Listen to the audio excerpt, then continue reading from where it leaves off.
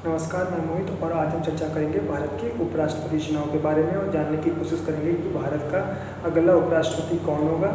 NDA का candidate होगा या यूपीए का कैंडिडेट होगा, और साथ ही उपराष्ट्रपति क्या होता है इसके बारे में जानने की कोशिश करेंगे। तो चैनल को लाइक करें, शेयर करें, सब्सक्राइब करें। भारत का उपराष्ट्रपति राष्ट्रपति का डिप्टी होता है, या ये कह सकते हैं कि भारतीय गणराज्य का दूसरा सर्वोच्च पद होता है। वह राज्यसभा का प्रधान सभापति होता है और संसद का सदस्य होता है। आर्टिकल 63 के हिसाब से ये बताया गया कि भारत में एक उपराष्ट्रपति होगा। आर्टिकल 64 में यह बताया गया कि वह राज्यसभा का सभापति होगा। आर्टिकल 65 में यह बताया गया है कि यदि किसी कारणवश राष्ट्रपति का पद खाली रहता है तो उसकी जगह उपराष्ट्रपति राष्ट्रपति की तरह कार्य करेगा जब तक कि कोई नया राष्ट्रपति चुना नहीं जाता है। और आर्टिकल 66 है, वो process of election of vice president के बारे में बताता है। उपराष्ट्रपति के चुनाव में लोकसभा और राज्यसभा के नॉमिनेटेड और इलेक्टेड दोनों सदस्य भाग लेते हैं। इसमें राज्य विधानसभा के सदस्य भाग नहीं लेते हैं। उपराष्ट्रपति का चुनाव प्रोपोर्शनल रिप्रेजेंटेशन द्वारा किया जाता है। इसमें इसका एक फ़ायदा ये होता है कि इससे किसी भी व्यक्ति का वोट खराब नहीं होता है। इसमें प्रियोरिटी वाइज चुनना पड़ता है कैंडिडेट को, कि किसी को फर्स्ट प्रायोरिटी दे रहे हैं, किसी को सेकंड प्रायोरिटी दे रहे हो।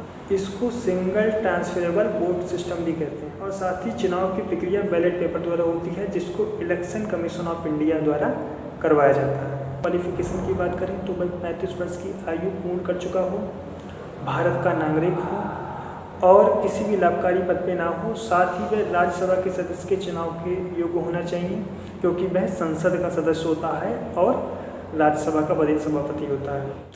अब हम कैंडिडेट की बात करें तो एनडीए ने अपना कैंडिडेट चुना था पश्चिम बंगाल के राज्यपाल जगदीप धनखड़ को, और कांग्रेस ने मार्गरेट अल्वा जी को चुना। उनके चुनने का कारण ये था कि वो कहीं ना कहीं लंबे समय से गांधी परिवार से जुड़ी रही थी, गांधी परिवार की वफादार थी, इसीलिए पार्टी ने उनको चुना।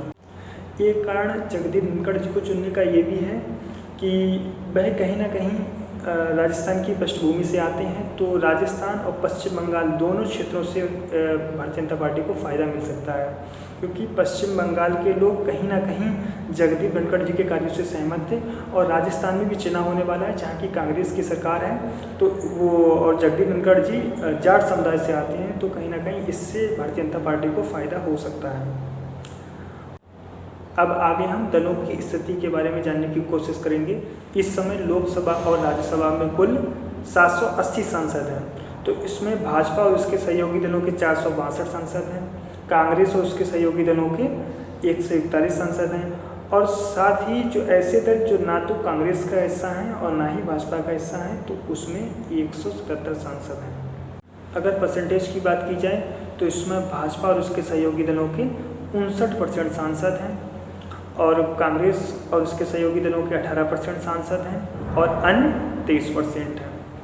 तो अन्य में ऐसा बताया गया कि अभी ममता बनर्जी और जगदीप धनखड़ और हेमंत बिस्वा शर्मा जो कि असम के सीएम हैं, उनके बीच मीटिंग हुई थी। तो कहीं ना कहीं इस मीटिंग के भी बहुत बड़े मायने निकाले जा रहे हैं कि ऐसा कहा जा रहा है कि जो ममता बनर्जी हैं वो जगदीप धनखड़ को समर्थन दे सकती हैं। इसके अलावा जगनमोहन रेड्डी जी भी, जो कि इस समय आंध्र प्रदेश के सीएम हैं, वो कहीं ना कहीं जगदीप धनखड़ जी को समर्थन दे सकते हैं। इस समय कांग्रेस और उसके सहयोगी दलों की स्थिति इस तरह की नहीं है जिसके आधार पर कहा जा सके कि मार्गरेट अल्वा जी जगदीप धनखड़ जी के समक्ष खड़ी हो पाएंगी। साथ ही जैसा कि हम लोगों ने देखा है कि जो राष्ट्रपति का चुनाव हुआ था उसमें एक आदिवासी महिला को आगे लाया गया था, माननीय द्रौपदी मुर्मू जी को। उसके पीछे कई रीजन थे। उसके पीछे ये था कि वो आदिवासी हैं और महिला हैं, तो कहीं ना कहीं उड़ीसा, झारखंड, छत्तीसगढ़, मध्य प्रदेश, गुजरात यहाँ या नॉर्थ ईस्ट, यहाँ क्या है आदिवासी जनजातियाँ ज़्यादा हैं, तो कहीं ना कहीं इससे भाजपा को लाभ मिल सकता है। साथ ही वो एक महिला है, स्वनिर्मित महिला है, उन्होंने खुद अपने आप को आगे बढ़ाया है। और आगे फिर देखा जाए कि उपराष्ट्रपति के चुनाव में जगदीप धनखड़ जी को आगे लाया गया, जो कि कहीं ना कहीं अपना प्रभाव पश्चिम बंगाल और राजस्थान दोनों जगह रखते हैं। मूलतः वो राजस्थान की भूमि से, उनकी जन्मभूमि राजस्थान है, तो चुनाव भी होंगे पश्चिम बंगाल में और राजस्थान में, तो इससे क्या होगा, भारतीय जनता पार्टी को फ़ायदा मिलेगा। लेकिन सोचने वाली बात यह है कि भारतीय जनता पार्टी ने तो अपनी सोच के अनुसार अपने कैंडिडेट को चुना, लेकिन कहीं ना कहीं राष्ट्रपति के चुनाव, उपराष्ट्रपति के चुनाव में भाजपा ने अपने आगे के रास्तों को और आसान किया है। साथ ही हम ये भी देख रहे हैं कि राष्ट्रपति और उपराष्ट्रपति चुनाव में विपक्ष बिखर गया है और वह और अधिक कमज़ोर हो गया है। वह अपनी भविष्य की नीतियों को तय नहीं कर पा रहा है और उसने पहले ही हार मान ली है और कहीं ना कहीं ये भारतीय जनता पार्टी के लिए एक सकारात्मक कदम हो सकता है। जय हिंद, जय भारत, भारत माता की जय।